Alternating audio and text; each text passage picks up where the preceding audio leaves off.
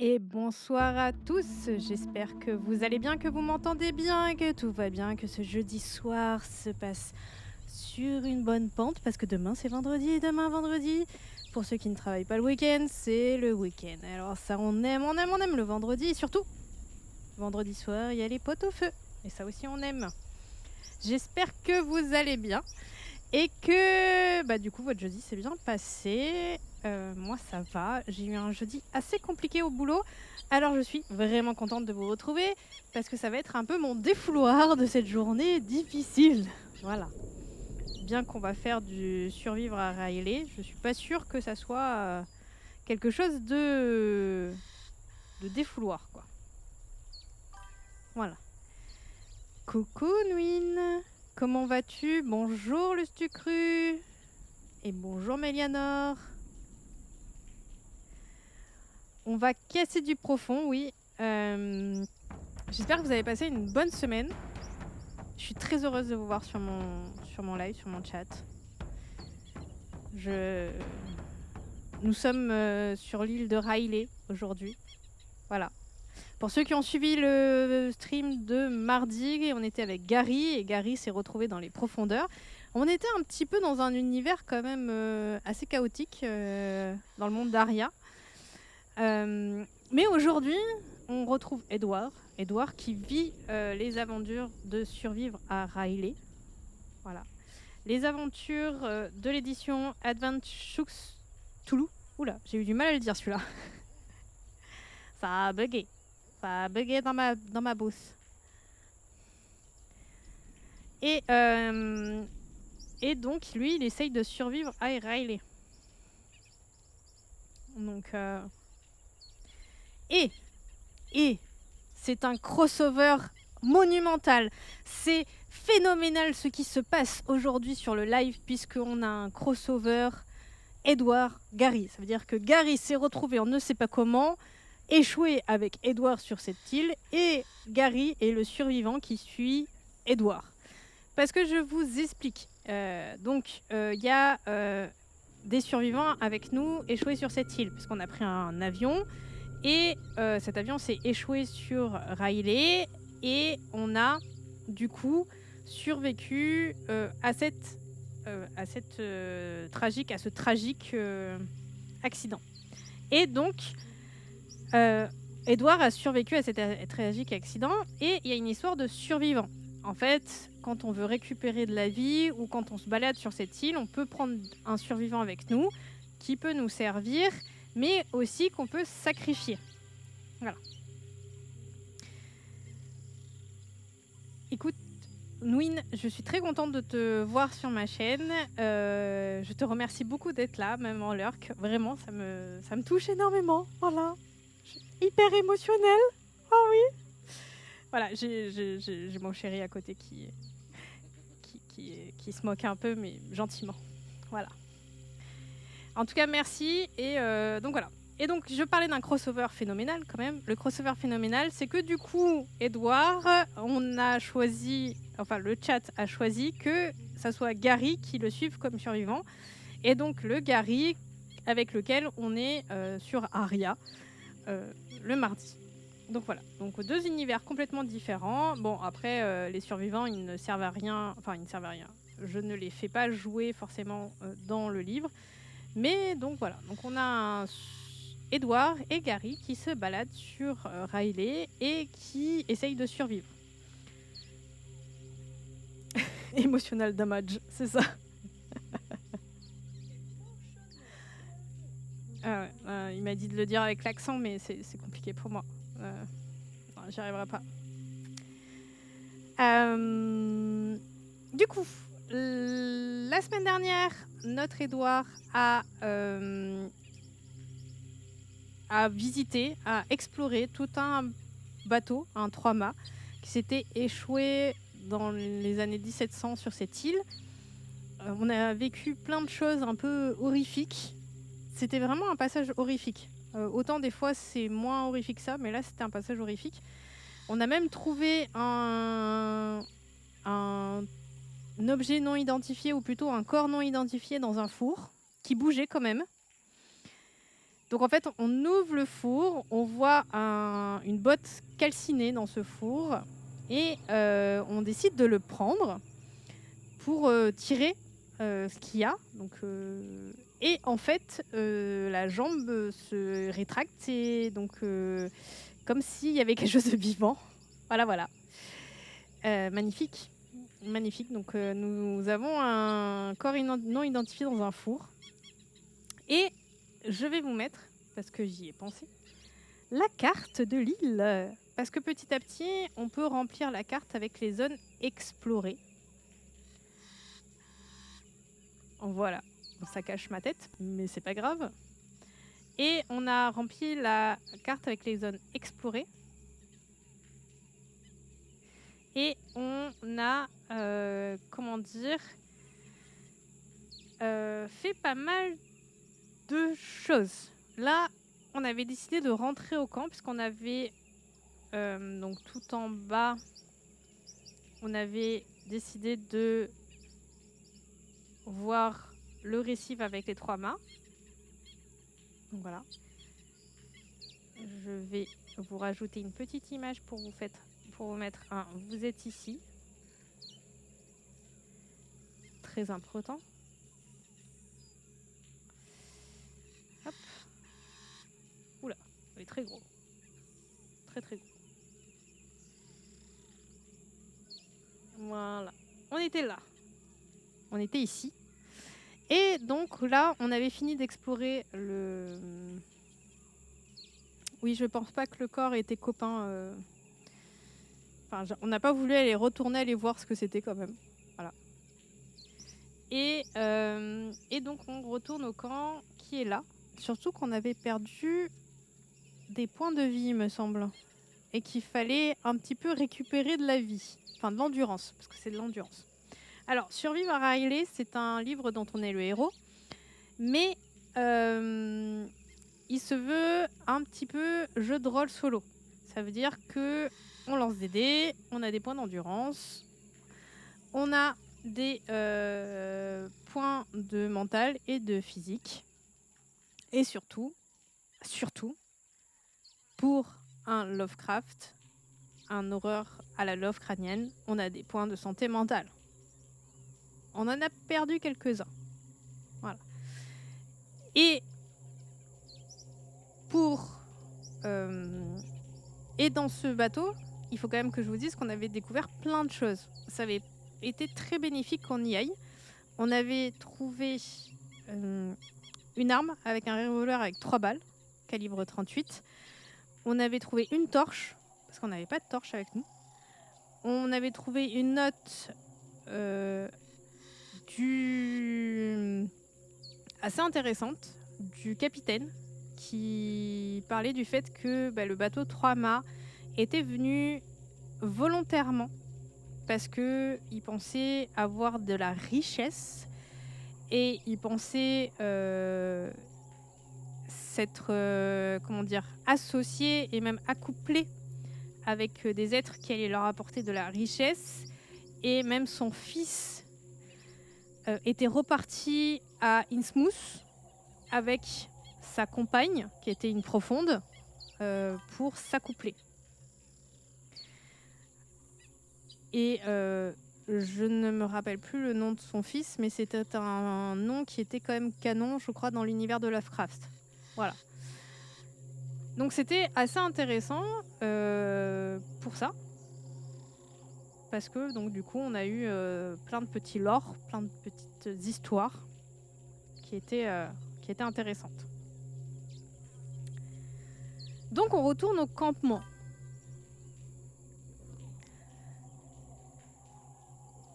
On retourne au campement.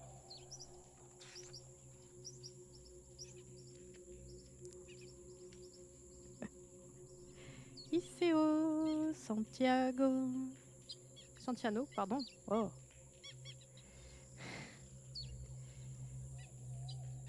Je ne vais pas continuer à chanter ou sinon il va pleuvoir.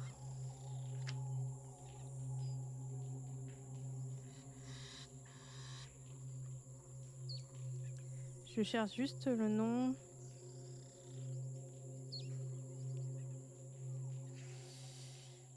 le nom du fils pour vous le redonner. Du coup, c'était le journal du capitaine Marsh.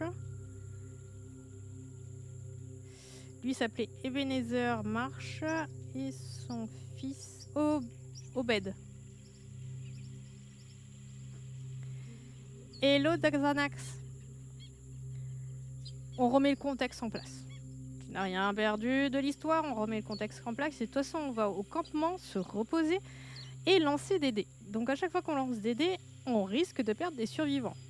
Il nous en reste 8. Si on perd tous nos survivants, on a perdu.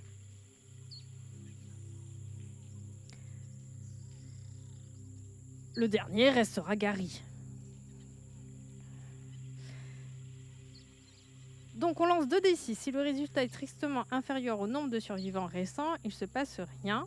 Et si le résultat est supérieur ou égal, un survivant a disparu pendant la nuit.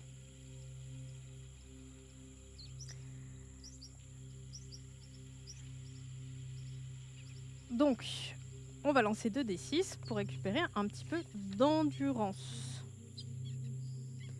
Il nous en restait pas beaucoup. Ah si, on en avait 14. Oh, ça va. On n'avait pas perdu beaucoup d'endurance, en fait.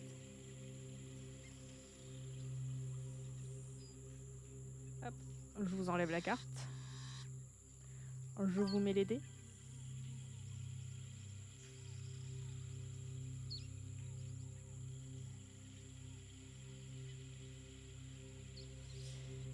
Et donc,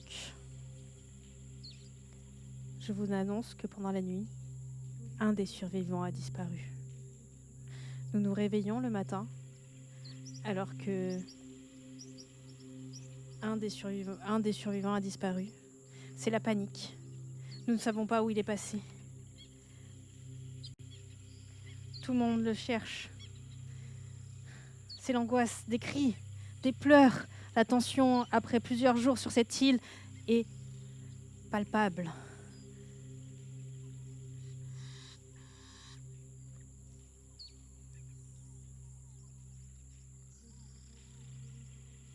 Comment allons-nous faire? Nous allons repartir à l'aventure. Gary et Edward, main dans la main.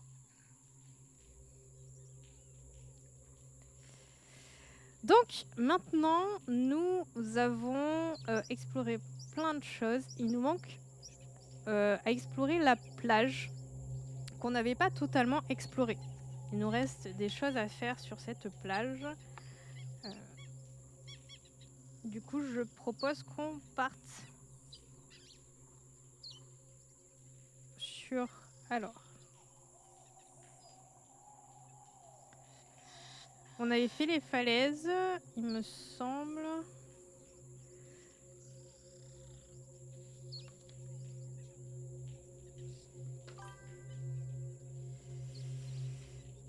Il y a les perrons rocheux. C'était la forêt. La forêt, on n'était pas allé au bout.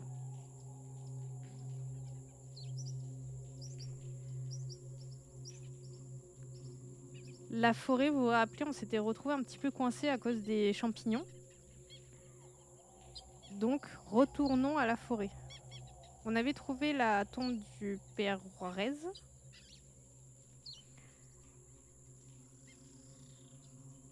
Donc la forêt, hop, je vous mets un petit...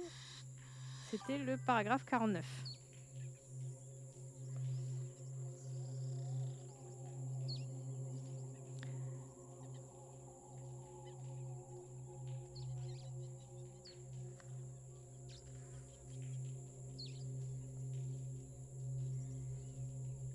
Vous vous trouvez à l'orée d'une forêt de champignons, d'arbres fossilisés que vous connaissez déjà. En tout cas, vous n'avez vraiment jamais rien vu de semblable, pas même dans les livres d'histoire. Et vous vous rappelez que la dernière fois que vous êtes passé ici, ça s'est plutôt mal fini. 2 espèces de végétation végétale se succèdent. L'une est noire, haute et près de 4 mètres. L'autre, qui adopte plusieurs teintes, allant d'un rouge profond à un bleu turquoise, est beaucoup plus fine et recouverte de lianes pendantes. Est-ce qu'on pénètre dans la forêt ou on préfère contourner par le sud pour rejoindre la côte? Alors, on avait pénétré la forêt la dernière fois. Je me suis retenue. J'allais sortir une dinguerie là. Et, et donc, on va la contourner par le sud. Ou est-ce qu'on va vers le nord dans les falaises? Non, on la contourne par le sud. On va aller au sud.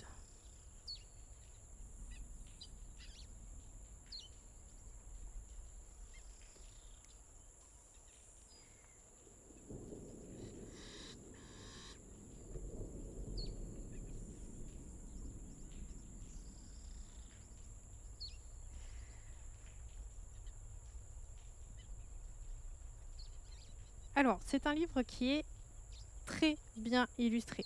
Franchement, je vous montre régulièrement les illustrations. J'aime beaucoup les illustrations de ce livre. Votre intention est de contourner la forêt par le sud, afin d'en examiner la lisière, mais lorsque vous vous mettez en marche, un phénomène inexplicable se produit. Quand vous avez découvert cette étendue forestière, elle vous a semblé d'une taille et d'une densité importante, suffisamment en tout cas pour pouvoir la traverser sans en voir les extrémités. Cependant, vous n'avez pas fait plus d'une dizaine de pas que la bordure de la forêt disparaît, comme si elle n'avait jamais existé. Vous pivotez sur vos talons et la zone boisée se trouve bien là, s'étendant vers les falaises, mais si loin que vous ne la distinguez à peine. Comment est-ce possible? Est-ce que vous voulez retourner vers la forêt et y pénétrer? Ou est-ce que vous préférez l'oublier pendant qu'il en a encore temps et gagner le rivage?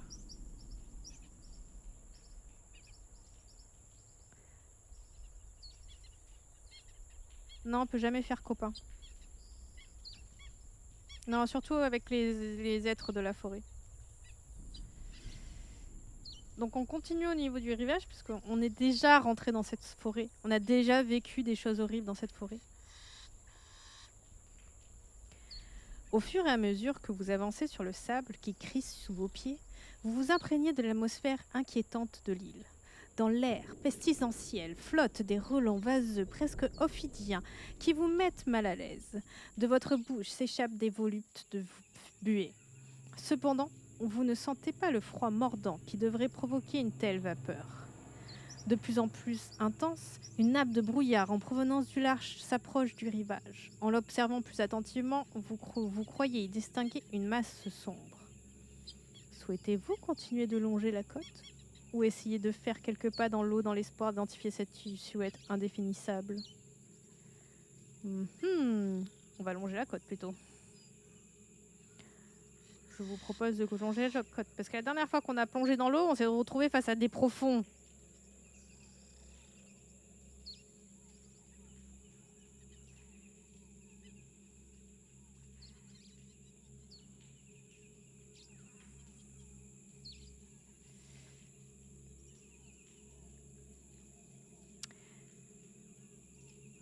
Oui, après, si vous voulez qu'on aille voir ce qui se passe en faisant quelques pas dans l'eau, je vous suis, il n'y a pas de souci.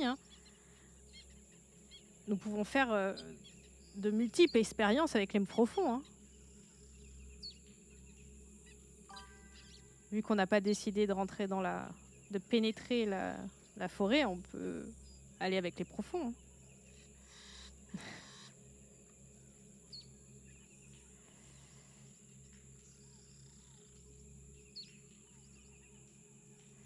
Je trouve. Vous longez la côte sur près de 2 km, chantant avec Gary des chansons un peu pariardes pour vous donner du courage. Ragariadir. L'épais brouillard vous empêche de voir distinctement ce qui se cache derrière, mais vous sentez qu'il pourrait s'agir d'une sorte de formation rocheuse, un récif peut-être. Cela expliquerait pourquoi la mer est presque inerte.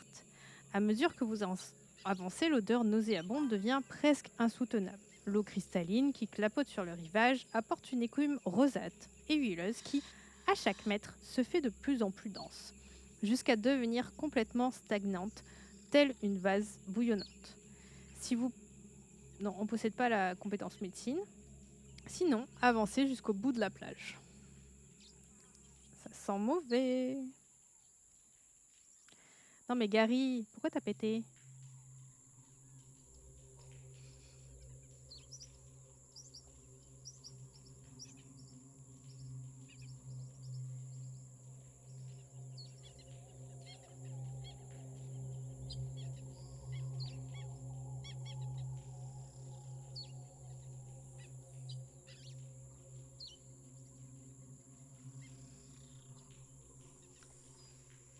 Allez. Je sens que ça va être long. J'ai du mal à trouver les paragraphes.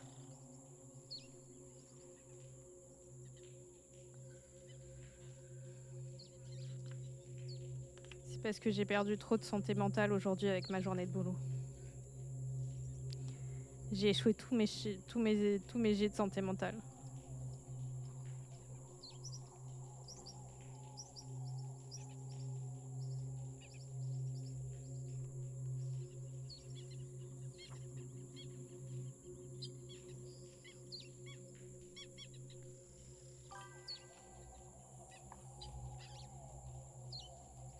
En fait, ils m'ont préparé à cette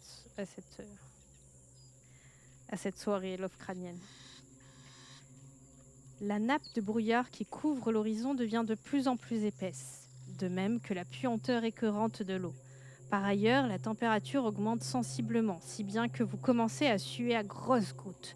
L'odeur de poisson pourri, de chair en décomposition se fait si intense qu'elle vous envahit les sinus, remonte le long de vos narines à la manière d'un être vivant et nuisible au point de vous rendre malade. Chancelant, vous vous heurtez à la source de ce parfum putride. C'est un immense mur de chair blanchâtre, enflé par le contact constant de l'eau, strié et sillonné d'énormes masses veineuses, suintant d'humeur bilieuse. Les vapeurs qui s'échappent de cette structure sont comme de la bouillie chaude, une si étouffante que vous en venez à croire que vous vous trouvez face à la pestilence incarnée. Vous êtes au pied du cadavre en décomposition d'une baleine échouée de plus de 8 mètres de long. Pour l'instant, vous n'en voyez que ce que vous pensez être son ventre gonflé par les gaz. Lorsque vous tentez de le contourner, la situation vire soudain au cauchemar. Un autre animal gigantesque se dresse derrière le premier, puis un autre, et encore un autre. Des dizaines, voire des centaines d'immenses mammifères marins sont empilés les uns sur les autres pour former un effroyable cimetière qui s'étend aussi loin que le permettent le brouillard et votre vision. À 2 doigts de perdre connaissance, vous effectuez un test de physique. Ah ben, c'est sûr que tous ces cadavres en décomposition, ça doit être horrible. Oui, elle est très cosy, hein, la balade. Hein. Petite balade au clair de lune avec Gary. Hein. Sympathique.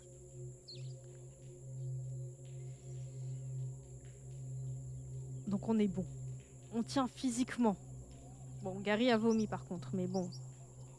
On le connaît, le père Gary, il est pas très vaillant. Edward survit beaucoup mieux que Gary. Est-ce qu'on souhaite examiner les corps ou est-ce qu'on tente de traverser cet ossuaire marin le plus rapidement possible?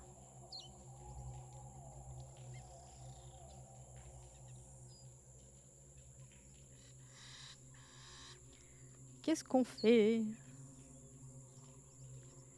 Donc je vous répète, soit on regarde les corps, soit on se barre d'ici. Donc Mélianor, fidèle à... C'est bon, Mélianor a trouvé quelqu'un qui va dans la même direction que lui. On a une win qui nous dit le loot. Alors, examinons le corps. 406.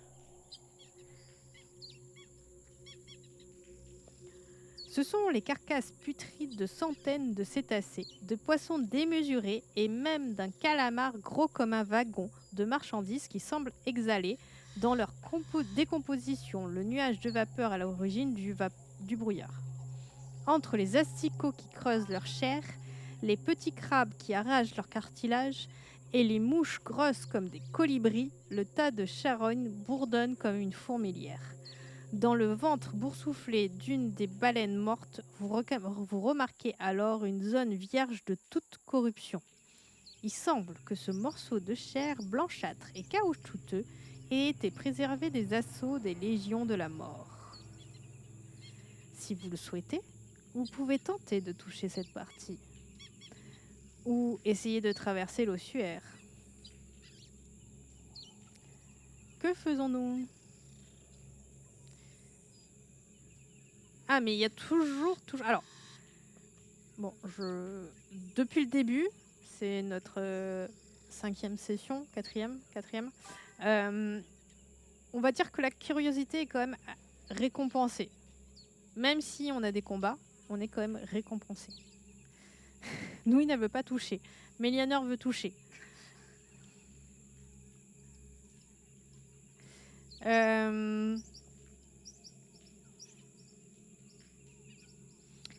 Bah, du coup, c'est moi qui vais départager. Oh, alors, moi, je vais être trop curieuse, là. Je veux savoir ce qui se passe.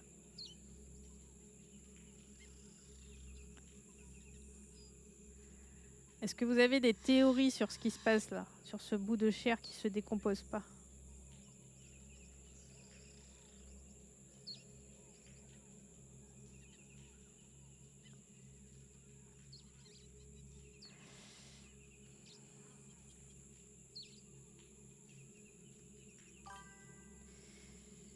Un rejeton de Cthulhu pour toi, Mélianor? Ok. Ok.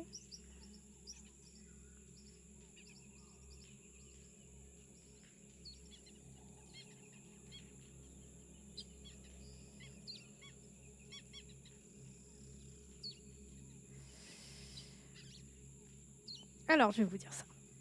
La sensation est répugnante à tous les niveaux. Le bourdonnement des mouches à viande est assourdissant et le crépitement de la chair dévorée vous donne des hauts au cœur. Malgré tout, vous plongez la main dans le cadavre. Vous touchez la zone que doit occuper l'immense estomac de la baleine et le bout de vos doigts effleure un objet dur sous la peau craquelée. Vous le palpez un peu afin d'en identifier la forme et aussitôt vous vous rendez compte de votre erreur. Le morceau de chair fraîche s'enfonce sous la pression lorsque le tissu pourri qui l'entoure cède. Une avalanche de sang et de viscères se dessert sur vous comme une cascade. Vous perdez un point de santé mentale et tentez de vous protéger de vos mains. Vous refermez le poing sur un hameçon énorme et effectuez un test de physique. Attendez, je marque le point de santé mentale qui est perdu.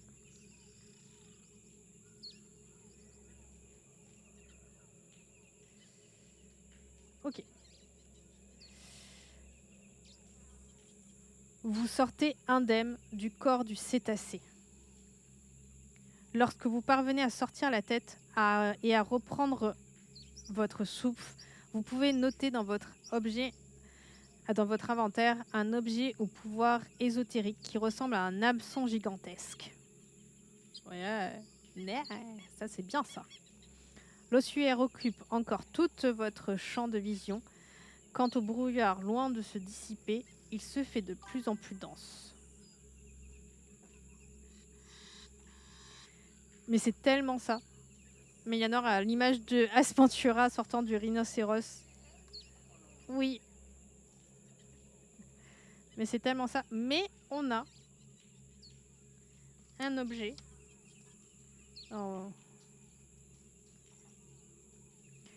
Au pouvoir ésotérique. On ne sait pas ce qu'il faudrait, mais...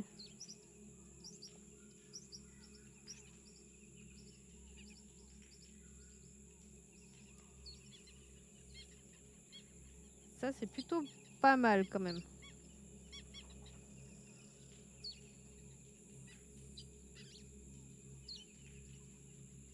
Bon, rien à voir. Ça va vous casser totalement l'ambiance. Mais on a notre chienne qui est en train de manger, ça me donne faim. Voilà, j'ai faim. Voilà, j'ai faim. Alors après cette image, c'est très très bizarre, mais voilà.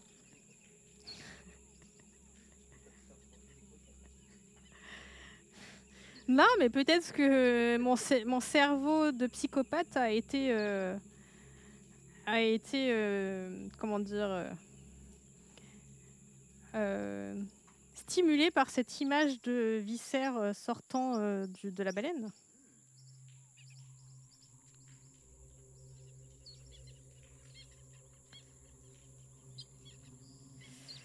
Donc, on continue.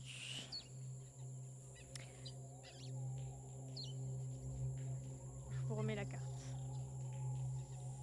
Donc, on était ici.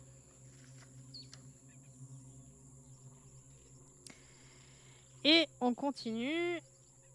On arrive ici, à l'éperon rocheux qu'on a déjà visité. Vous voilà à l'endroit où la falaise décrit un arc qui délimite le pourtour de la baie et où l'éperon s'enfonce dans la mer. Ici, la puanteur est presque insoutenable, car l'air y circule difficilement. Vous êtes assailli par un mélange d'odeurs, d'air en putréfaction, d'eau stagnante et un arôme caoutchouteux qui vous rappelle celle du vivarium pour reptiles.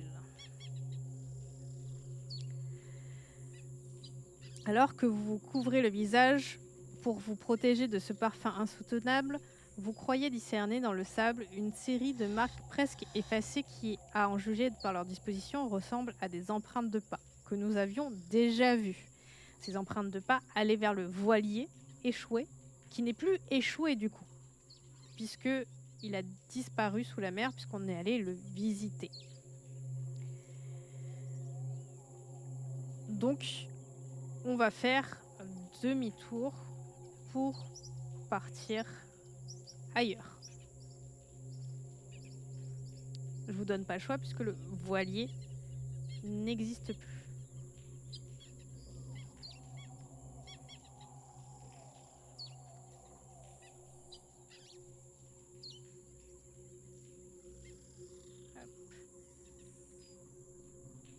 Donc on se retrouve ici, à la croisée des chemins. À la croisée des chemins, on peut aller inspecter la plage, on peut progresser au centre de l'île ou aller vers les falaises. Je ne sais pas si on était allé au centre de l'île. Ça me dit rien. On avait fait la plage.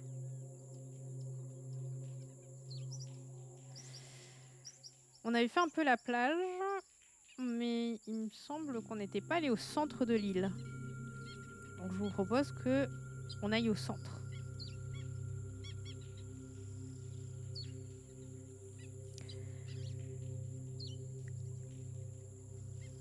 Les proportions inexplicables de l'île vous laissent perplexe. Selon vos calculs, vous n'avez pas dû vous enfoncer de plus de quelques mètres sur la plage, juste assez pour voir la mer sur votre gauche et les immenses falaises sur votre droite. Cependant, vous ne distinguez rien d'autre qu'une vaste étendue de terre stérile et vous avez l'impression de traverser un désert de sable noir.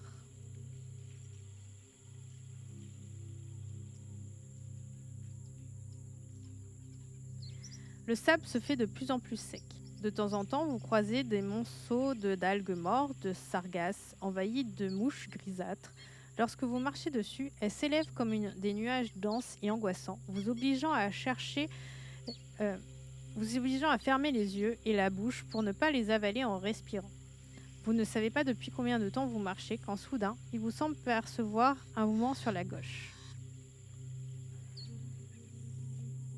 Si vous souhaitez vous rapprocher de la mer pour voir de quoi il retourne, rendez-vous paragraphe 372.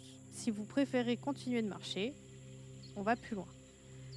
Est-ce qu'on n'irait pas plus loin et s'enfoncer dans l'île? Parce qu'on a un peu exploré beaucoup le contour de la mer.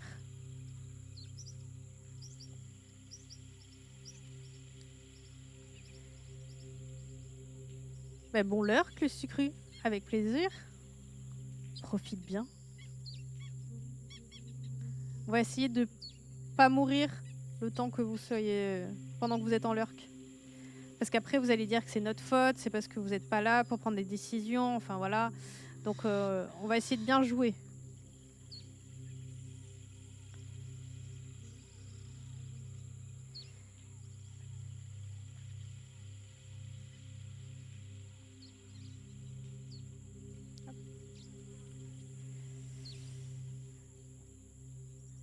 Donc, du coup, il y a quelques instants encore, vous traversiez une immense plaine de sable et d'algues et de salpes. Rien ne semblait interrompre ce paysage désolé. La monotonie devenait telle que vous n'y prêtiez plus aucune attention. Ciel et terre se confondent tant que vous ne savez pas différencier l'éclat opaque du sable et celui des constellations presque indiscernables. Mais cette impression s'achève brusquement lorsqu'une forêt d'aspect tout à fait absurde semble surgir quelque part. Donc on revient à la forêt. J'ai un peu l'impression qu'on tourne en rond.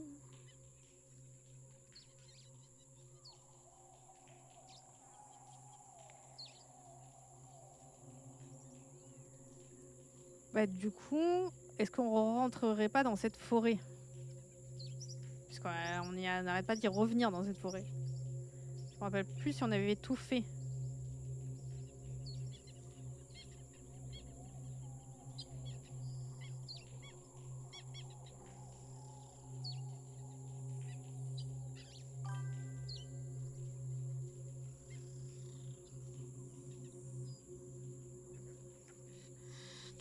D'un pas décidé, vous vous dirigez vers le petit amas de champignons et de palmiers noirs dans l'intention de vous frayer un chemin à travers les feuillages pour les examiner. De plus près, cependant, vous êtes surpris de constater qu'il y a déjà un sentier libre de végétation que vous pouvez emprunter sans problème. Vous entrez prudemment et faites quelques pas parmi les végétaux.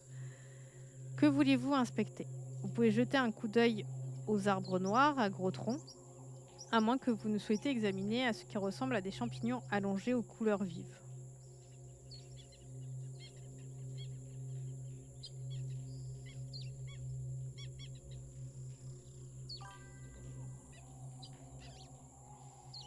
Oui, on a fait déjà les champignons, du coup on va regarder les arbres, je suppose.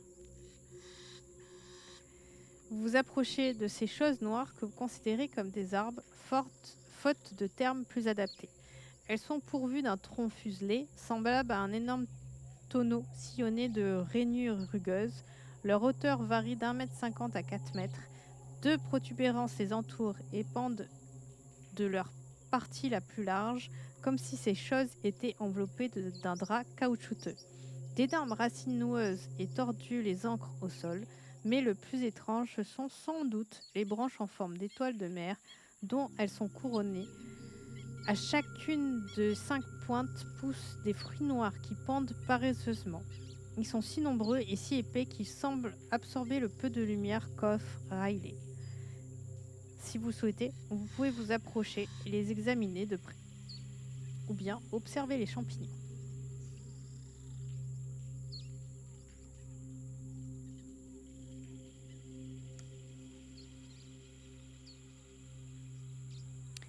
On va les observer de près, hein. On est là.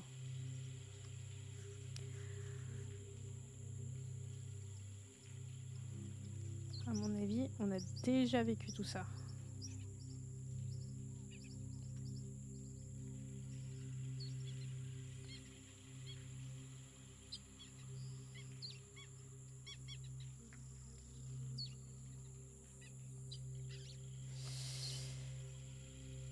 En vous approchant des palmiers, vous remarquez immédiatement l'odeur infecte qui s'en dégage. Il s'agit d'un parfum huileux reptilien. Leur tronc semble enveloppé dans une espèce de bâche, une membrane caoutchouteuse dont la texture évoque des ailes d'une chauve-souris. Il vous faut esquiver les racines qui serpentent tout autour pour former une inquiétante croix. Cependant, la partie supérieure de leur anatomie se révèle plus effrayante encore. Au premier abord, vous avez cru voir des frondes de palmiers mortes et desséchées, mais de plus près, vous constatez qu'il s'agit en fait d'appendices d'où pendent des yeux. L'un d'eux s'ouvre pour se planter droit sur vous, empli d'une infâme intelligence extraterrestre. Fuyez.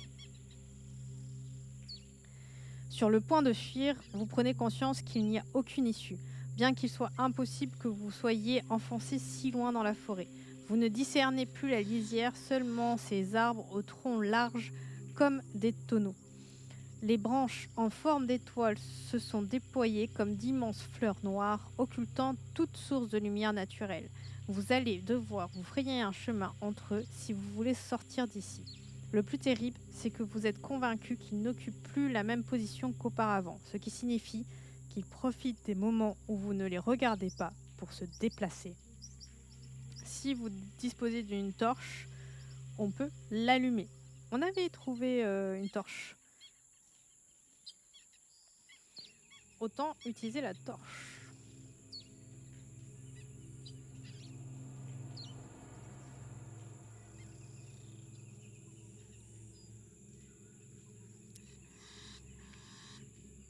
Vous allumez la torche à une vitesse que seule permet la terreur. Le halo de lumière révèle une scène digne d'un cauchemar.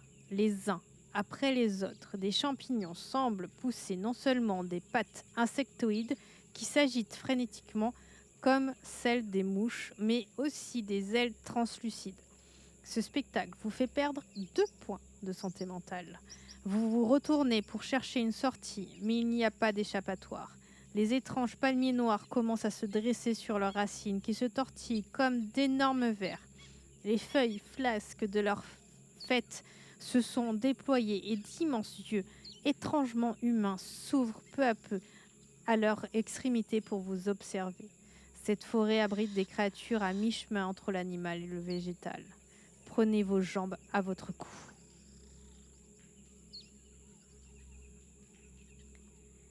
On les avait pas vus la dernière fois. Et on n'avait pas vu l'œil non plus. Gary, il a un peu peur là. Vous n'arrivez pas à croire ce que révèle la lueur crépitante de la torche.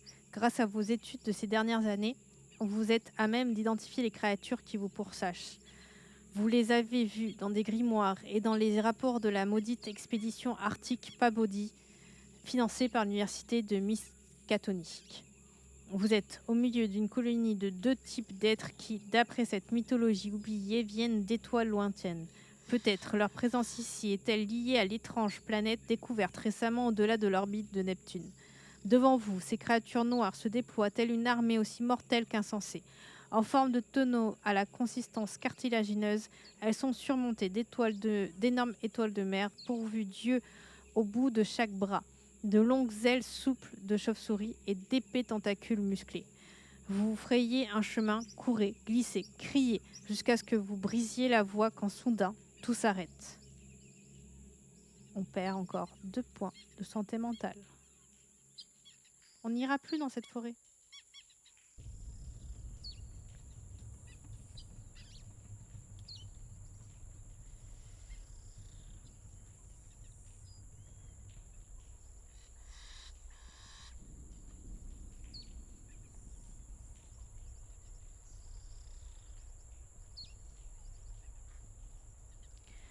Vous courez sans but quand soudain quelque chose vous frappe à l'estomac avec une telle force que vous êtes projeté au sol. Vous vous relevez, prêt à en découdre, mais ce qui vous a arrêté dans votre élan n'est pas l'une de ces créatures cauchemardesques qui vous observent maintenant à bonne distance. Vous avez percuté un mur en bois. Vous vous trouvez dans une clairière bordée d'une clôture de fortune faite de vieilles planches vermoulues qui, contre toute attente, suffit à tenir ces êtres à distance. Pourtant, ils pourraient les franchir sans le moindre effort. Vous jetez un regard circulaire, les étoiles brillent dans les yeux. Tout autour de vous luisent les yeux dénués d'expression de ces choses. À vos pieds, plusieurs croix faites de mêmes matériaux sont plantées dans le sable noir. Et je pense que nous sommes revenus au cimetière du père Juarez, que nous avions déjà rencontré.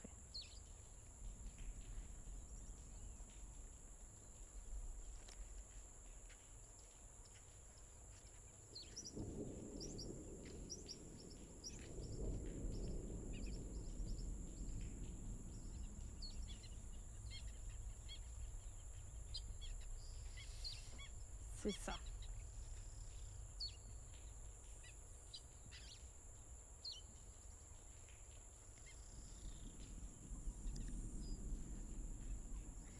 Les créatures semblent incapables de pénétrer dans cet endroit. Cela devrait suffire à vous rassurer, mais vous ne pouvez pas vous arrêter de trembler. Vous vous trouvez dans un cimetière de fortune où 6 tombes ont été creusées. Elles se ressemblent toutes, sauf la dernière, une fosse sommaire située à l'écart des autres. Donc on va attendre l'aube pour sortir d'ici.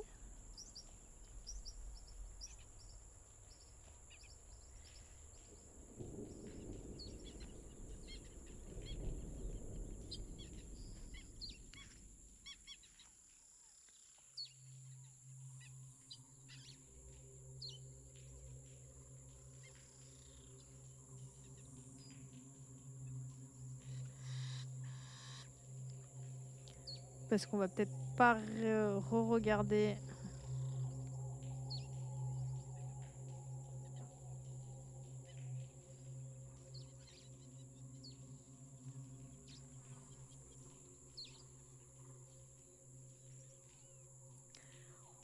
On va peut-être pas refouiller les tombes. Il me semble pas qu'il y avait quelque chose à l'intérieur qui était intéressant.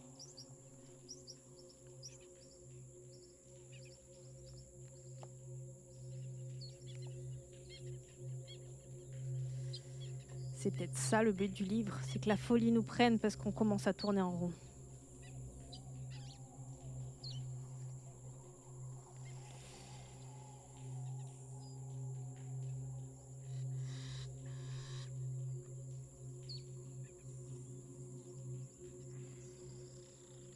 Les heures commencent à s'écouler aussi lentement qu'une goutte de graisse glissant dans un bocal. Dans le ciel, les horreurs luisent d'un vert moribond reflété dans les yeux des créatures qui vous observent. Vous ne sauriez dire depuis combien de temps vous vous tenez parmi les tombes. Soudain, un terrible vacarme s'élève derrière les anciens. C'est le battement d'ailes d'un millier d'insectes qui menacent de vous rendre fou. Le ciel devient noir, envahi par une nuée d'hybrides extraterrestres, mi-champignons, mi-vermines, qui s'envolent pour rentrer chez eux. Des corps de crustacés déformés, hérissés de pinces, de griffes ou de tentacules volent vers la lune gibbeuse qui vous éclaire de sa lumière malsaine. Dépassé par la vue des essaims de Yugot, vous perdez connaissance. Lorsque vous réveillez, il ne reste plus que du sable, plus de tombes ni d'arbres. Vous ne pourrez plus jamais visiter l'endroit appelé la forêt. Donc je barre. La forêt.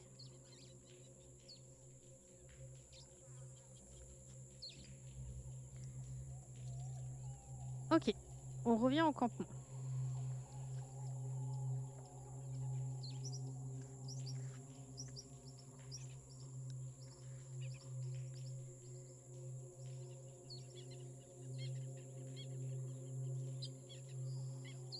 On revient au campement. On avait...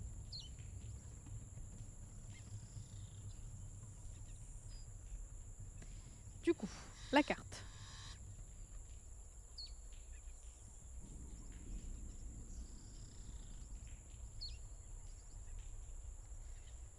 On a...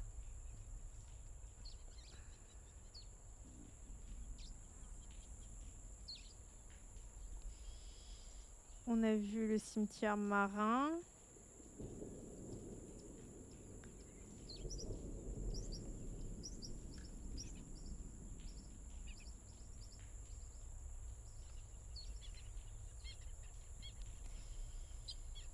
Je ne me rappelle plus parce qu'on vient de le faire, mais est-ce qu'on pouvait aller plus loin que le cimetière marin?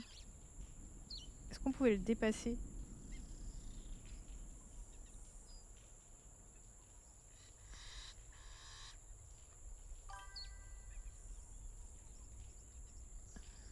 Bonne soirée, Nuine. Merci beaucoup d'être passé, vraiment. Ça m'a fait très plaisir.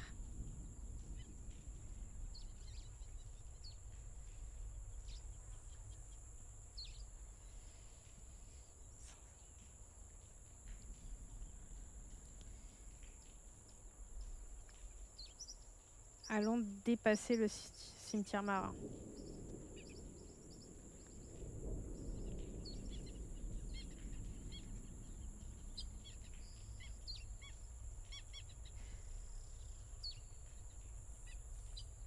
La puanteur est insoutenable. Vous avez beau retenir votre souffle, elle s'infiltre dans vos narines et vous laisse en travers de la gorge un goût acre qui vous donne de la nausée. Vous partez à toutes jambes, impatient de laisser derrière vous ce spectacle horrible.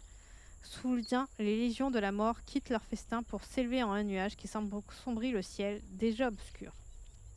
Ok. Donc tout à l'heure, il nous a pas attaqué, mais là, vu qu'on veut aller plus loin, ils vont nous attaquer, quoi.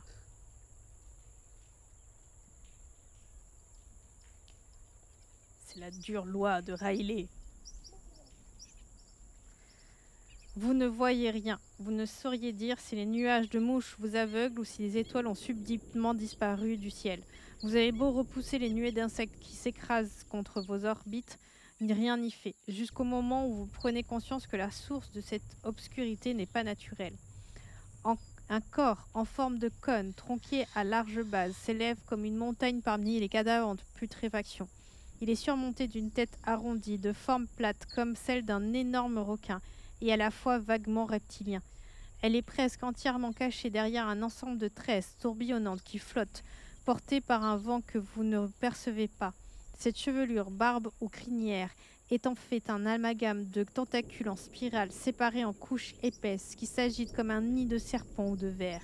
À travers cette immonde tinasse de méduses aux vrilles visqueuses, deux yeux féroces brillent d'un mélange de froideur et de quelque chose que vous ne pouvez qualifier que d'intelligence perfide. Est-ce que on affronte cette créature ou est-ce qu'on fuit?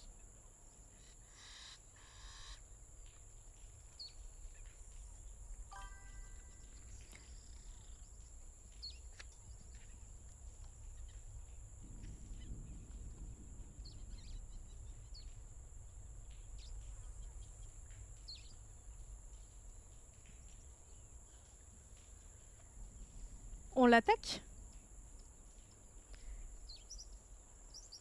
Allez. Allons-y gaiement.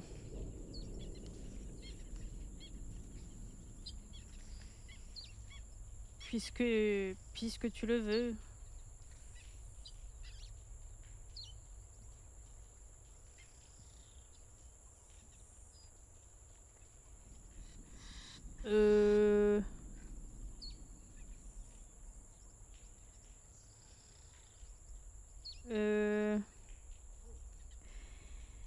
Alors, le monstre est très beau, je vais vous le montrer, mais vu son niveau de points d'endurance, ça va être compliqué. Voilà, quand je vous disais que c'est très joliment illustré, voilà ce que ça peut donner. Alors, attendez, si je vous enlève la carte, c'est mieux, pour que vous voyez le livre. Voilà.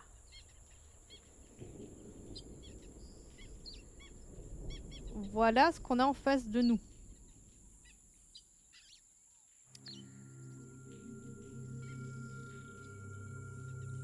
Donc,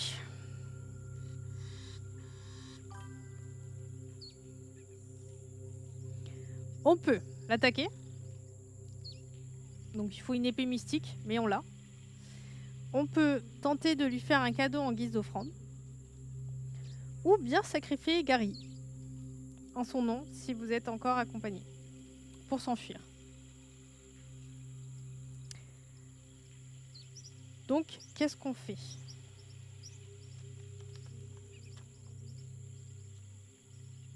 On peut essayer peut-être de lui faire un cadeau. L'espoir fait vivre, l'espoir fait vivre.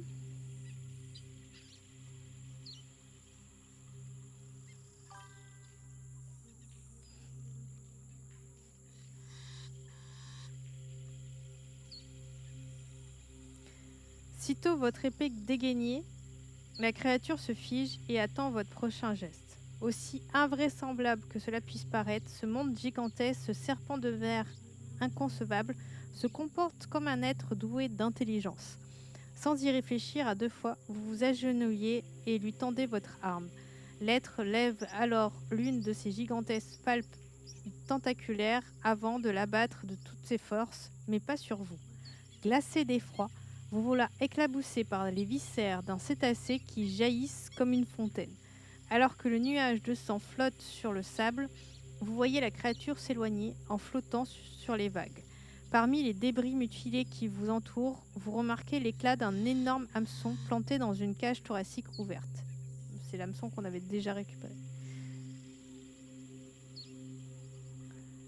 On peut tenter de traverser le cimetière à toute vitesse jusqu'au ou retourner au campement. On traverse. Vu que la bête est partie, traversons.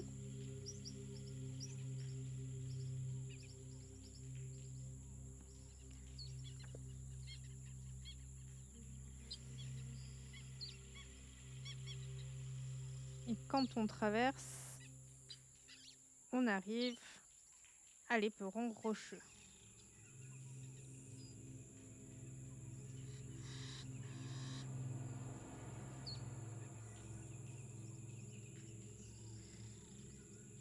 Ok. On a survécu, on n'a pas eu à l'abattre. Ouh. C'est quand même beaucoup mieux comme ça, hein. Oui, je prends ma petite voix parce que j'ai eu un petit peu peur quand même. J'ai cru qu'on allait y passer. Ou que Gary allait y passer. Pauvre Gary. Déjà qu'il vit des aventures horribles mardi, alors en plus on lui fait vivre cette-là.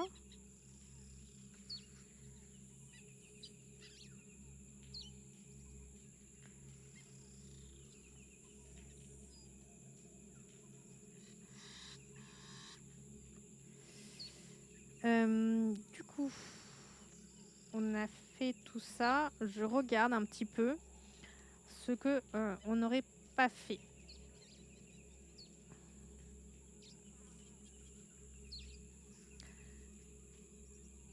Parce qu'il y a plein de paragraphes et plein d'illustrations qu'on n'a pas vues.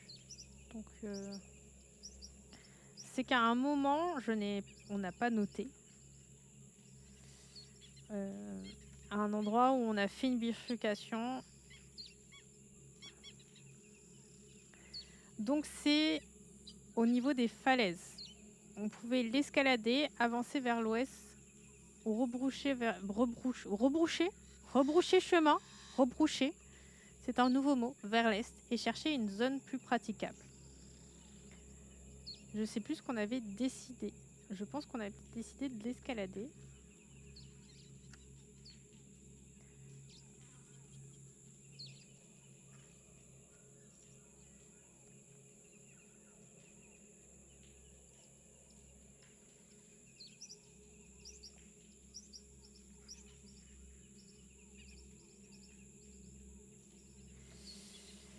L'obsidienne qui compose les gigantesques piliers est aussi tranchante que cassante, si bien qu'il est presque impossible de l'escalader sans s'entailler profondément les mains. Effectuez un test de caractéristiques physiques.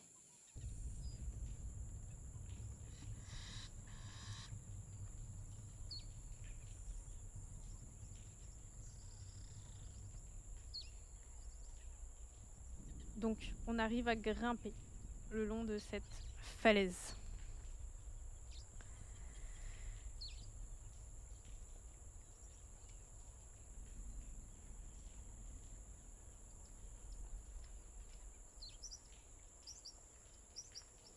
Les mains ensanglantées et les vêtements lambeaux, vous vous trouvez à l'endroit où la falaise s'est effondrée.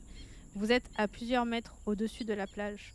Au sud, vers la mer, vous constatez qu'une étrange brume épaisse s'est levée, cernant complètement la partie de l'île que vous pouvez voir.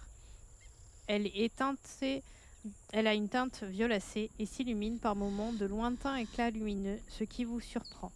Vous êtes omnibulé par ce phénomène quand, soudain, l'un des éclairs révèle une ombre immense, vaguement anthropomorphe, qui disparaît aussi vite que le flash qui l'a invoqué.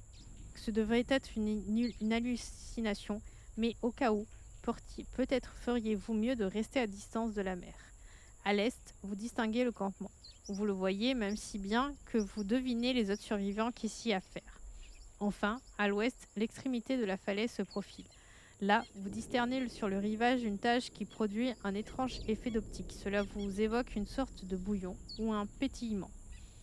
Est-ce qu'on continue d'escalader ou on va inspecter la zone effondrée?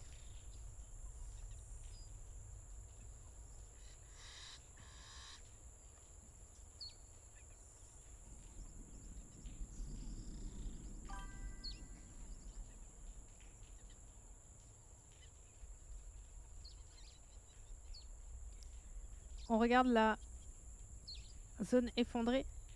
Et bonjour, Style.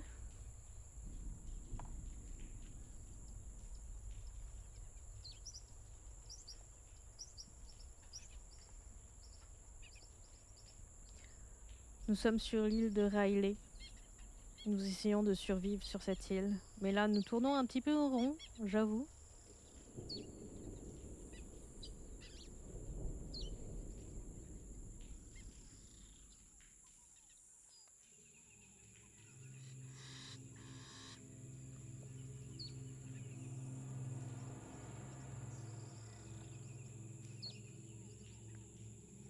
Ok. Donc la zone effondrée, ça nous fait tomber sur l'éperon rocheux qu'on connaît. Hop. Donc ça nous ferait tomber là. Donc on va continuer d'escalader. Alors moi, il faut m'expliquer comment de la falaise qui est là où je bouge, on arrive à ici, en escaladant. Cette île est quand même très particulière. Cette ville a des proportions et une géographie un petit peu impalpable.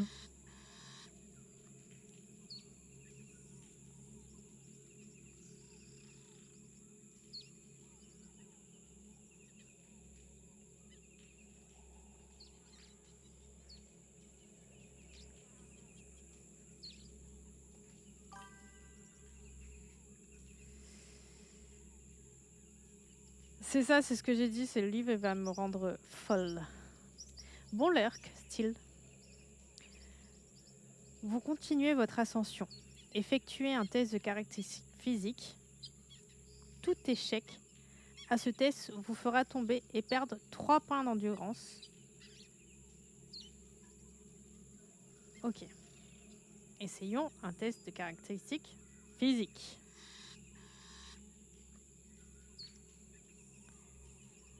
Donc, il faut qu'on ait moins de 10. On est bon, on est à 7. Du haut de la falaise, vous avez une vue presque globale de l'île. Pour une raison quelconque, peut-être est-ce dû aux caractéristiques d'autres falaises célèbres telles que celle de Moher en Irlande ou d'Étretat en France, vous pensiez que le plateau se prolongerait à l'intérieur des terres à partir de ce point. Mais, à votre grande surprise, la falaise ressemble plutôt à une gigantesque muraille.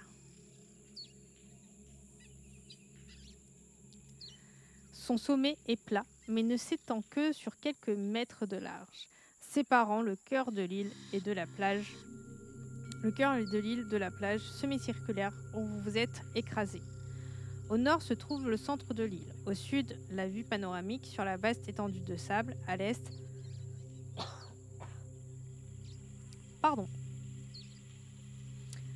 à l'est, une étrange formation de pierres dressées qui ressemble à un cercle de menhir. Et à l'ouest, une plateforme rocheuse d'1 mètre de haut.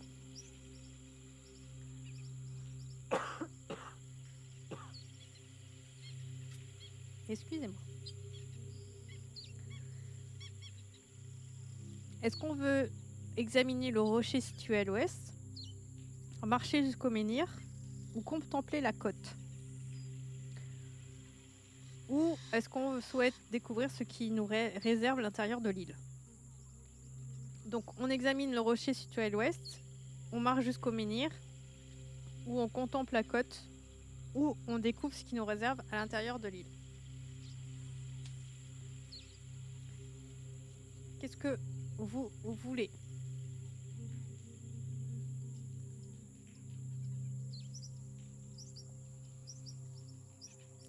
Moi, je serais partant pour Ouais, les menhirs, c'était sympa. Euh, Bien que ça peut être un truc de culte. Hein.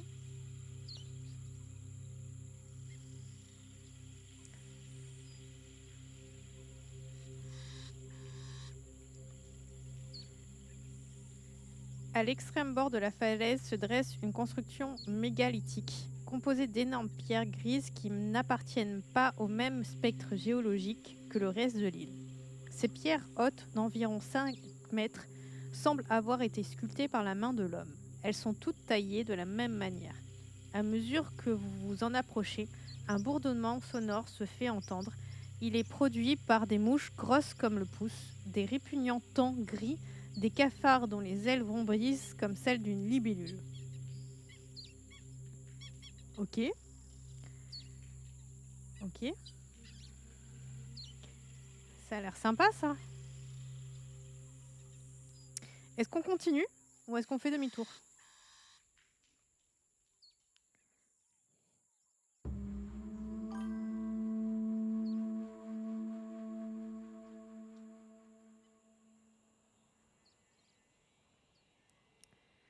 On fouille donc on y va? Voilà, la dernière fois qu'on est allé, on a perdu beaucoup de santé mentale. Hein. J'ai retrouvé face à un gros monstre. Heureusement, il a accepté notre offrande.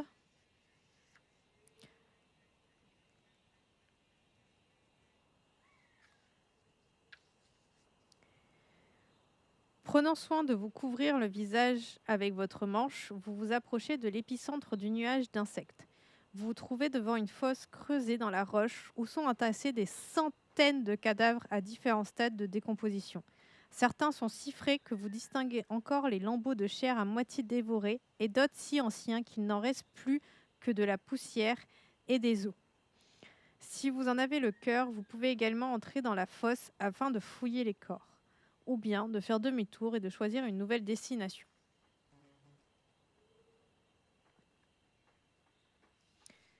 Je suppose que vous allez vouloir les fouiller?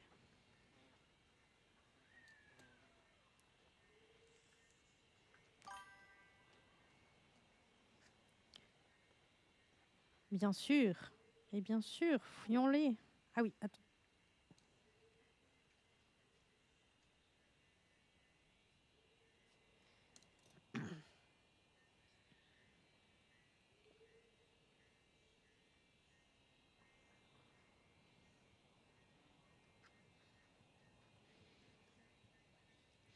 Même si c'est complètement fou, vous sautez au milieu de la fosse. À moins que vous ne possédiez la compétence médecine, ce plongeon parmi les cadavres en décomposition vous fait perdre immédiatement un point de santé mentale. En, en même temps, je pense que le personnage est un peu fou pour avoir sauté dans cette fosse. Mais bon, la puanteur est insoutenable, mais le plus ennuyeux, ce sont les insectes qui, lassés par la chair morte, s'attaquent à vous. Sans trop savoir ce que vous allez trouver parmi les cadavres, vous fouillez ceux qui ont encore leurs vêtements et trouvez quelque chose d'intéressant. C'est un billet de bateau, plus précisément d'un paquebot appelé Lorraine Triomphant, parti de Malacca à destination de l'île de Pâques. Vous récupérez également un médaillon à tête de bélier, un parapluie et 2 balles gravées de runes de calibre 38. C'est bien parce qu'on a le revolver qui va avec. On est bien là. Si vous souhaitez continuer votre sinistre besogne, on le peut. Ou sinon, on revient à la falaise et on choisit une autre destination. Pendant que je marque tout ça, dites-moi ce que vous voulez faire.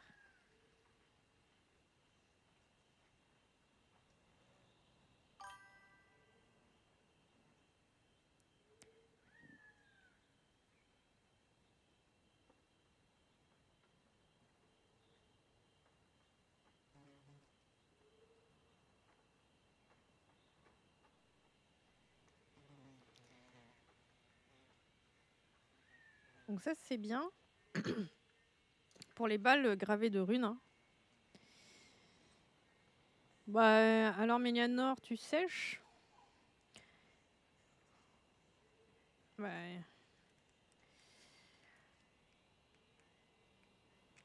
Vu que tu veux tout le temps explorer, moi je pensais que tu allais me dire on y va, on continue, on explore, on fouille ces pauvres cadavres qui sont en décomposition.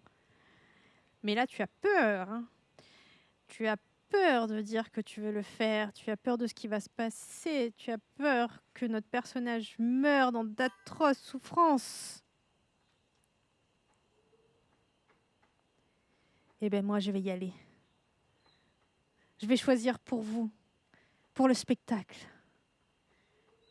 Parce que Édouard, il est courageux, alors que Gary non.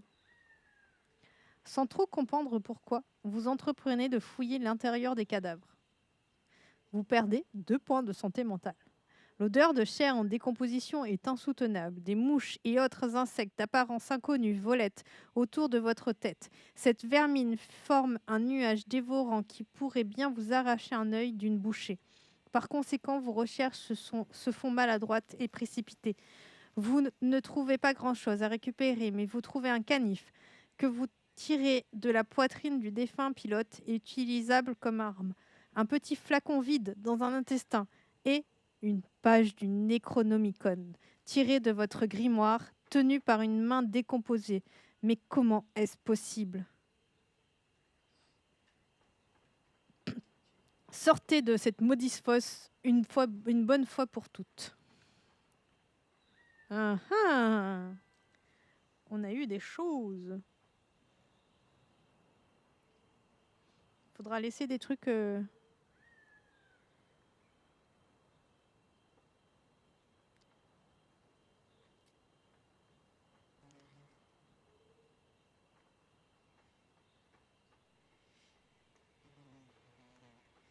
Au campement.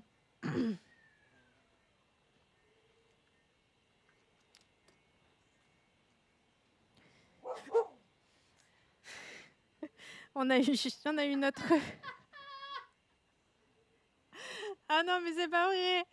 Mon chien qui me fait peur en plein live, quoi. Je sais pas si vous l'avez entendu aboyer. Mais voilà, j'ai sursauté du coup.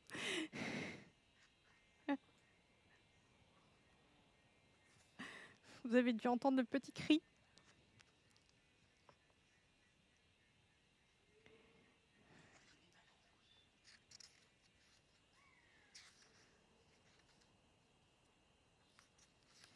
Donc il faut savoir que je sursaute pour un rien, hein. En sautant hors de la fosse, vous sentez que quelque chose a changé au sommet de la falaise. L'île émet des vibrations malsaines qui vous donnent mal à la tête et à l'estomac.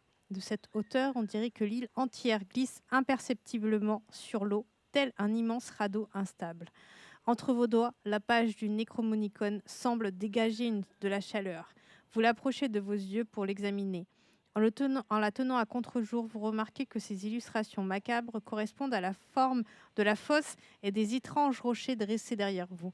En la déplaçant un peu, vous parvenez même à la positionner dans l'axe et tout à coup, un chemin sinueux menant à une élévation que vous ne voyez pas jusque-là s'ouvre devant vous. À première vue, il semble conduire au cœur même de l'île. Derrière vous, vous distinguez désormais un petit sentier parsemé de coquillages et de mollusques qui, selon toute vraisemblance, devrait redescendre vers la plage. Si vous le souhaitez, vous pouvez emprunter le sentier ascendant. Si vous préférez suivre ce nouveau chemin qui descend, il vous mènera droit au campement. Ah ah! Tin, tin, tin. Tin, tin, tin. Bien sûr qu'on le suit, à moins que vous ayez envie de rentrer au campement.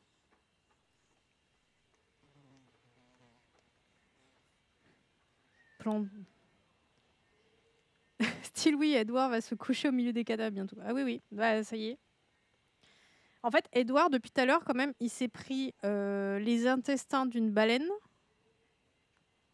je crois. On est retourné à la forêt, donc il a fait une course monumentale. Il a fouillé des cadavres en décomposition. Il doit puer sa race, quoi.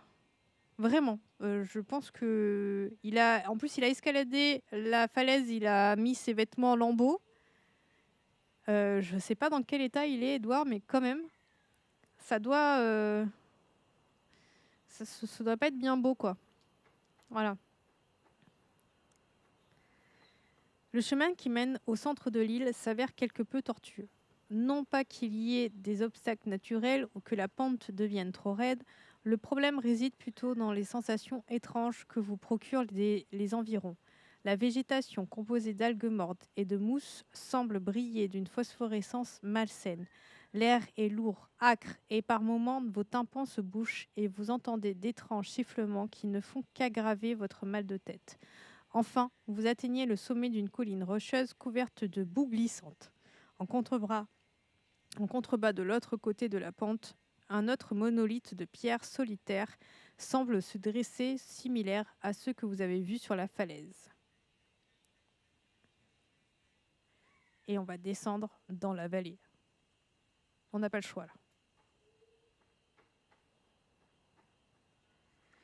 Vous descendez une pente de plus en plus raide et vous approchez de la silhouette contrefaite que vous avez prise pour un monolithe.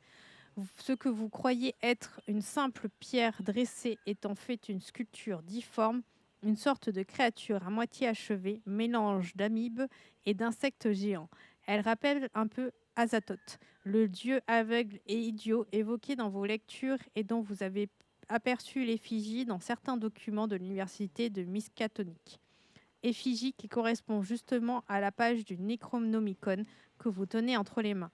Au moment d'atteindre la base, vous remarquez que le sol est pavé de pierres irrégulières mais plates. Sa forme d'amphithéâtre vous donne un très mauvais pressentiment. Est-ce qu'on examine les lieux ou est-ce qu'on cherche un moyen de quitter cette petite place? Maintenant qu'on y est, j'ai envie de dire, notre santé mentale, elle est plus à ça près, hein.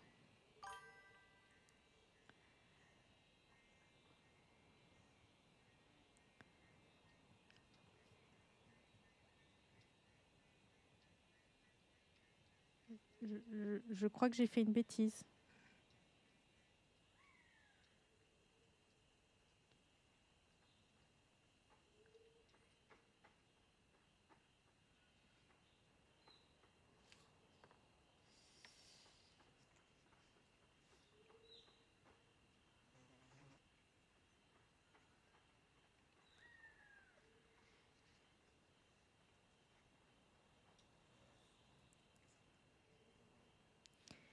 Les hideuses formes visqueuses de la bête sont suspendues au-dessus de vous. Ses yeux blancs semblent rivés droit sur vous. À un moment donné, sa tête pivote dans un craquement de roches fissurées et elle vous plaque contre le piédestal de pierre taillée du monolithe.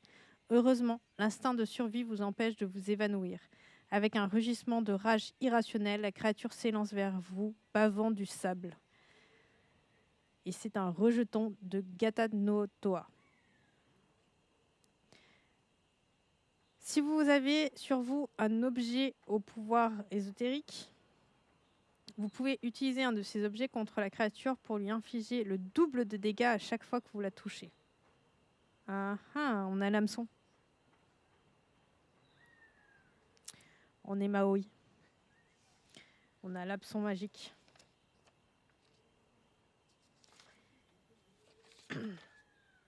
On perd encore de la santé mentale.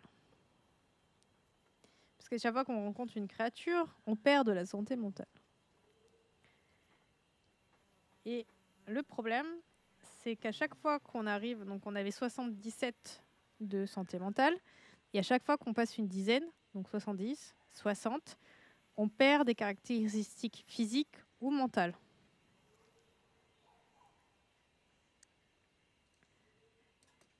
Donc notre personnage s'affaiblit au fur et à mesure qu'il perd de la santé mentale. Donc on est mal barré.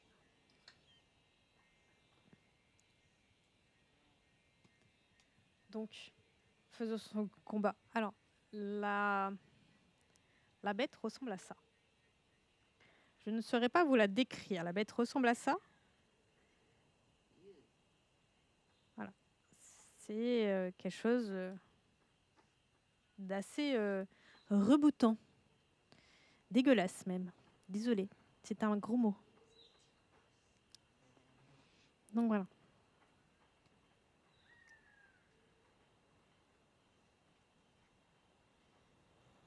Je cherche mes dés. Voilà.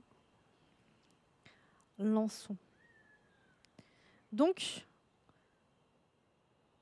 on lance, on rajoute la force physique. Et ça doit être supérieur à l'adversaire, bien sûr.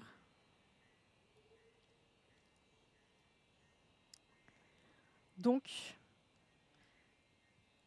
le premier assaut, on a réussi à toucher notre adversaire. Donc, on se sent un petit peu comme Maui. Et on arrive à toucher notre personnage, enfin notre bête, notre rejeton. L'avantage, c'est que comme on a un objet sacré, on lui fait le double. Donc, si on arrive à bien mener ce combat, on arrivera à le tuer très rapidement.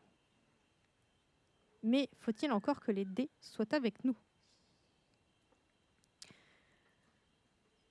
On s'éloigne de cette bête qui marche et se meut avec une facilité déconcertante.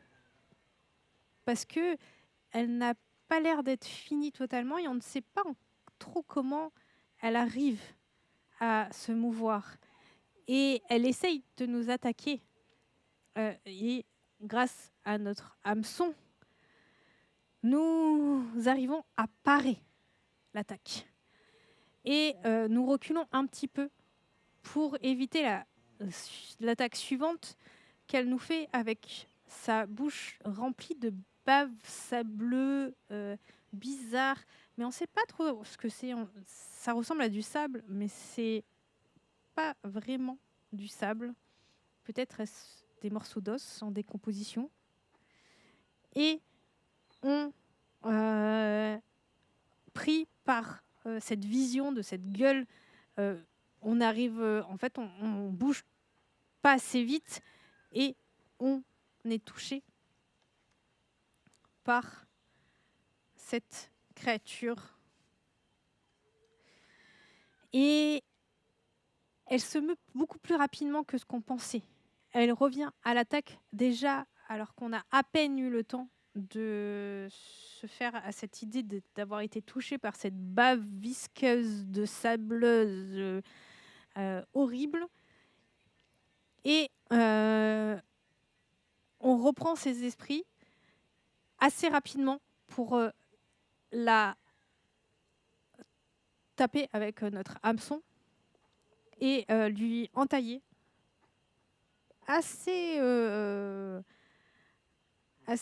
durement son flanc. La créature titube. La créature commence à se mouvoir plus doucement. Elle essaye de nous attraper le bras qui tient notre hameçon et nous réagissons assez vite au point que nous arrivons à contrer puis réattaquer et finir cette bête. Et bien sûr, comme d'habitude, je vous demande comment on l'achève. Enfin, en tout cas, comment on fait ce dernier geste.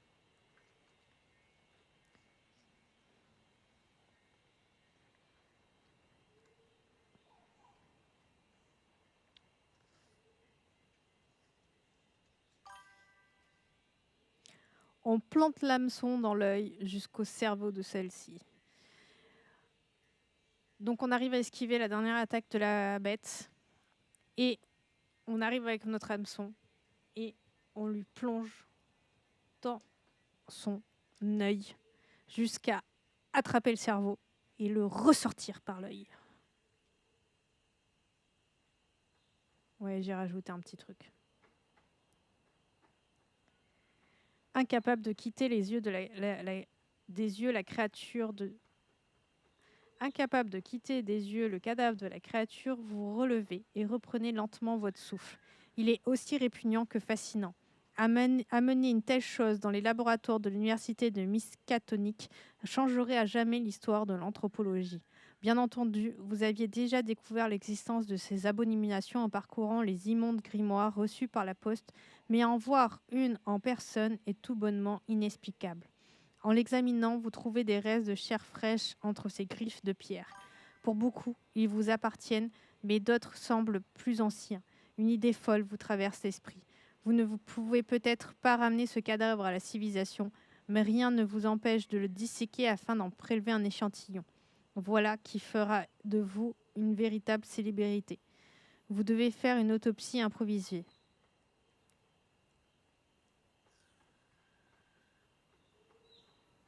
Vous effectuez un test de mental si vous possédez la compétence médecine. Mais on ne possède pas la compétence médecine. Donc on est obligé de quitter cette zone. On ne peut pas. On a la compétence mysticisme qui nous a permis de voir des scènes qui sont passées dans le passé. Ce qui était sympa aussi. Après un moment d'exploration infructueuse, vous vous asseyez sur un petit promontoire. Sans vous l'expliquer, vous avez atteint un ravin qui sépare la falaise du centre montagneux de l'île. Alors qu'une étrange pénombre brumeuse plane sur la côte, plus vous vous enfoncez au cœur de l'atoll, plus le ciel s'éclaircit, mais uniquement pour céder la place à une nuit perpétuelle. Jusqu'à présent, vous n'aviez pas remarqué ce curieux phénomène. Seules restent les aurores qui se déchaînent au milieu de la constellation inconnue. Après vous être reposé un instant, retournez sur vos pas.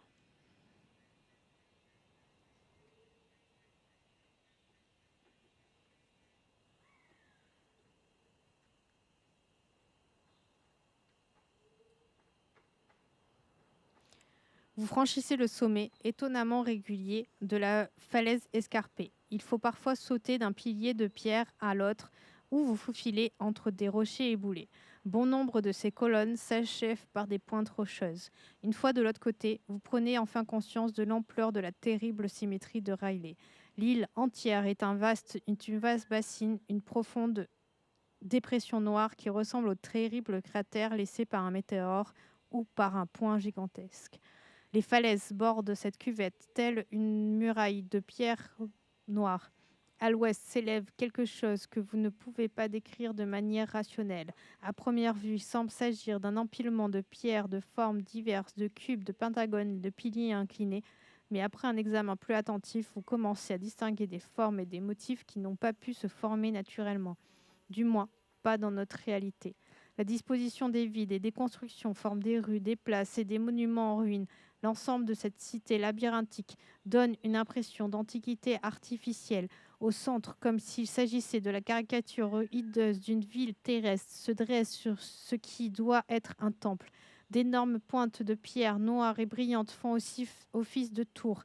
Les creux et les angles insensés évoquent des fenêtres ou des portes qui ne mènent nulle part. Plus vous regardez cette citadelle, moins vous parvenez à saisir ses contours. Elle vous paraît tout bonnement impossible, aussi impossible que la voix qui, depuis l'intérieur du temple de Riley et jusque dans les profondeurs de votre esprit, vous appelle. Souhaitez-vous descendre vers la cité intérieure ou faire demi-tour?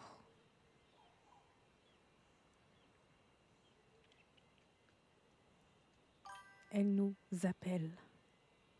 Édouard, Édouard, Édouard.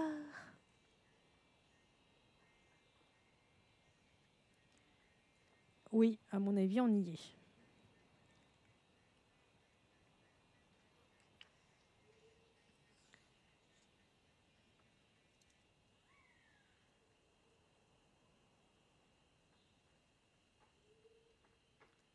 Hop, je note juste voilà, le lieu où on est.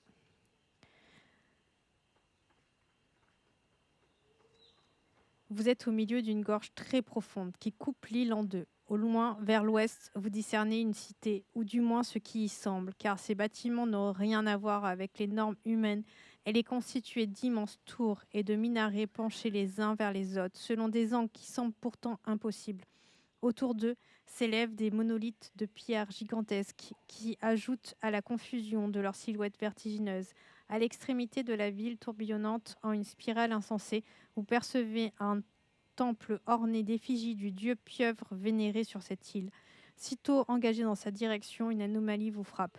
Vous avez l'impression de descendre, pourtant le ravin grimpe pour suivre une pente de plus en plus raide. Essoufflé, vous gagnez les portes de la ville.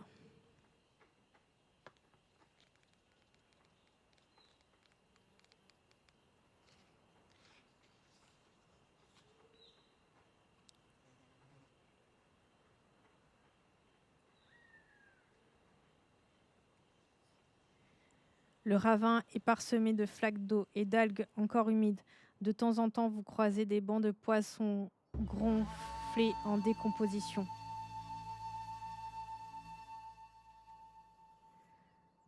Contre toute attente, il s'agite encore, cherchant désespérément de l'oxygène, priant pour une mort qui ne vient pas. Dès que vous gagnez la porte, 2 silhouettes encapuchonnées viennent vous interpeller. Il y a des gens sur cette île. Comment oses-tu t'approcher du temple de Raélé avant le sacrifice? Montre-nous ton insigne avant qu'on ne t'arrache les entrailles ici même. Est-ce qu'on a un médaillon à tête de pieuvre? Non, on a un médaillon à tête de bélier.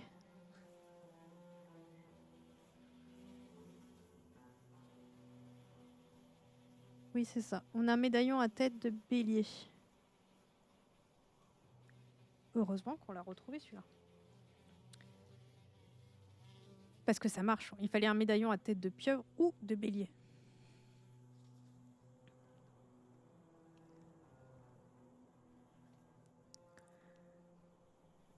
Donc on leur montre notre médaillon à tête de bélier.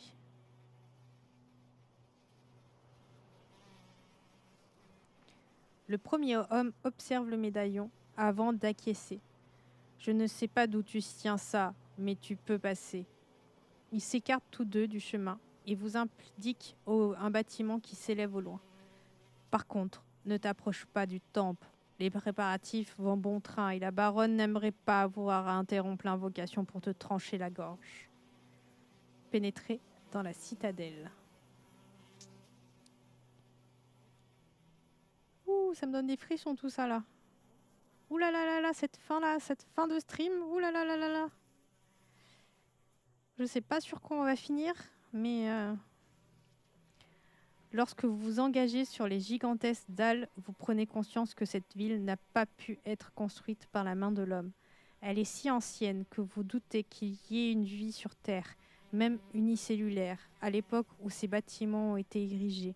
Vous voyez des pentes si raides qu'elles forment des angles aigus, des constructions sans porte ni fenêtres, si hautes qu'elles semblent prêtes à s'effondrer sur vous. Des passerelles qui relient des tours à des petites places suspendues en décrivant des formes ellipsoïdes. L'ensemble constitue une véritable ode à la démence. Au bout du compte, vous ne trouvez que 2 rues qui paraissent praticables pour les êtres humains. Souhaitez-vous emprunter l'allée sombre qui descend vers l'ouest ou continuer vers le nord dans une rue étroite qui semble se tordre dans une pente ascendante?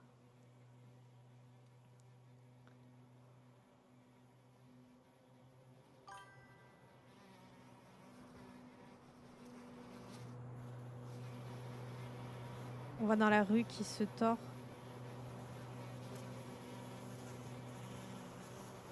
Donc on va continuer vers le nord dans la rue étroite qui semble se tordre.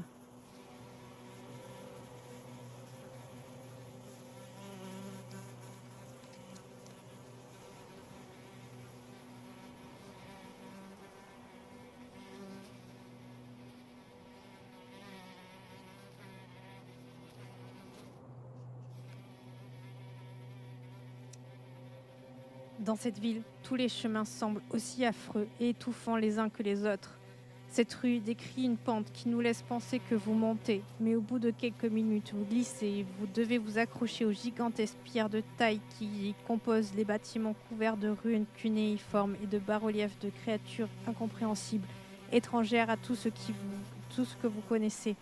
À chacun de vos pas, il vous semble de plus en plus évident que rien ici n'appartient à votre monde. Vous êtes tellement absorbé par la contemplation de cette architecture anguleuse que vous manquez de bousculer un mendiant qui remonte la rue. À moins qu'il ne la descende. Souhaitez-vous parler à cet homme à la mine désespérée ou préférez-vous poursuivre votre chemin?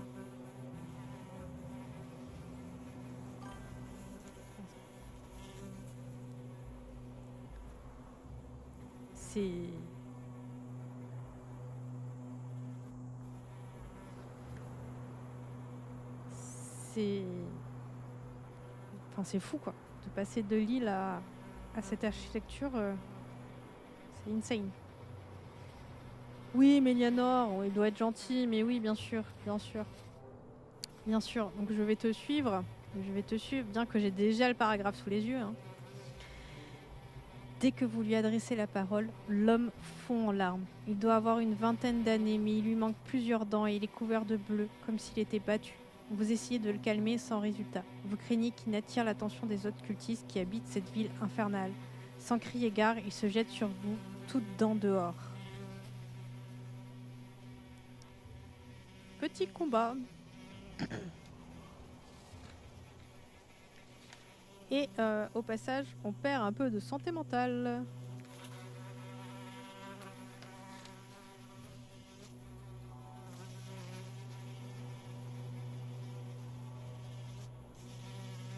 Bon, il n'est pas très endurant. Si tout va bien, ça va aller vite. Donc il va se mettre sur nous. Venir nous sauter dessus.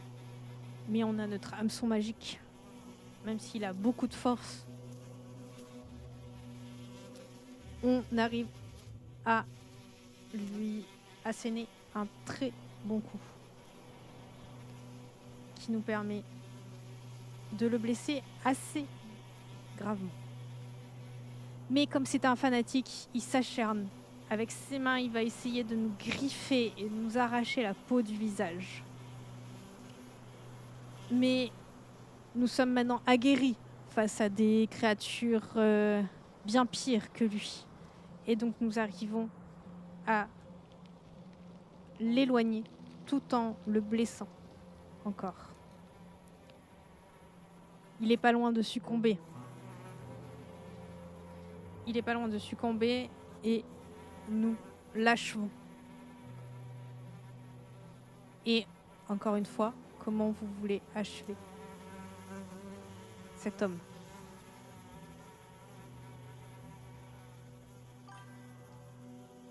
On le savate.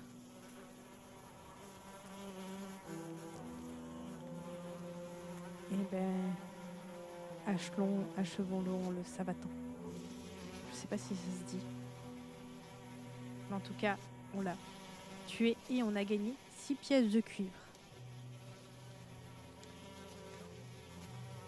Vous imaginez, le gars, il est échoué sur une île et il découvre une cité habitée par des humains. Ça doit être un petit peu mentalement difficile. Hein. Oui, c'est ça, style. On lui assène des coups jusqu'à ce qu'il succombe et que plus un souffle ne sorte de sa bouche.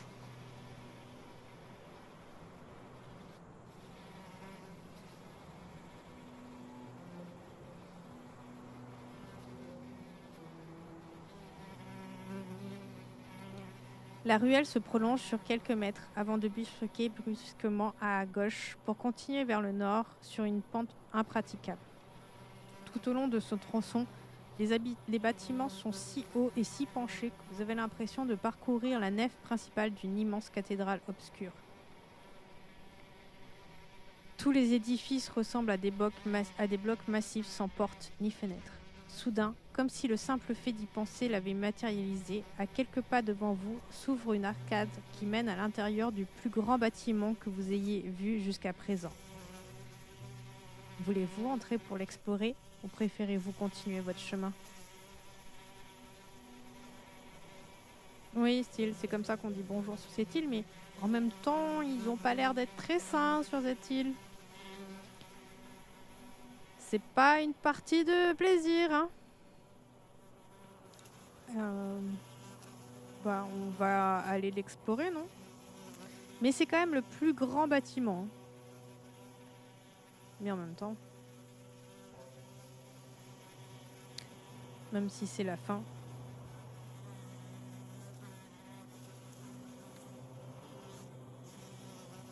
moi je dis, allons l'explorer. Après avoir franchi l'arcade de près de 5 mètres de haut, vous débouchez dans une grande salle qui sert... Attendez. il avait pas dit qu'on devait pas aller au temple? Parce que je me lance là, parce que... Mais le monsieur à l'accueil, à l'entrée, le videur à l'entrée nous a dit de pas aller dans le temple. Donc peut-être que je fais une grosse bêtise là.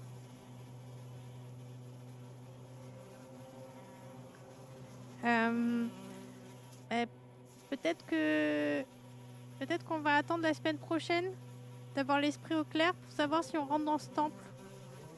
Parce que là je sens que je fais une grosse bêtise. Et que j'ai envie de vous laisser le suspense pour la semaine prochaine.